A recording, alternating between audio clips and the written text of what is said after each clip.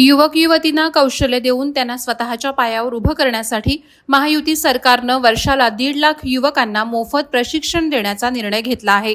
पंतप्रधान नरेंद्र मोदी यांच्या उपस्थितीत याचा शुभारंभ 20 सप्टेंबरला होतोय। प्रत्येक जिल्ह्यात 150 युवक युवतींना कौशल्य विकास याची मोफत प्रशिक्षण दिले जाणार आहेत। यासाठी राज्यातील 1000 महाविद्यालयात आचार्य चाणक्य कौशल्य विकास केंद्रांची स्थापना करण्यात येणार आहे। अनेक महाविद्यालयांनी यासाठी अर्ज देखील केलेत। आचार्य चाणक्य कौशल्य विकास केंद्रांच्या स्थापनेसाठी सकारात्मक प्रतिसाद महाविद्यालयांकडून येत आहे। महाविद्यालयांकडून वाढत्या अर्जांच्या संख्येमुळे भविष्यात या केंद्राच्या संख्येतही वाढ होण्याचे संकेत आहेत। प्रत्येक कौशल्य विकास केंद्रात दरवर्षी साधारणपणे 150 युवांना कौशल्य विकासाचं मोफत प्रशिक्षण देण्यात येईल। याचा लाभ वर्षभरात 1,50,000 युवांना घेता येणार आहे।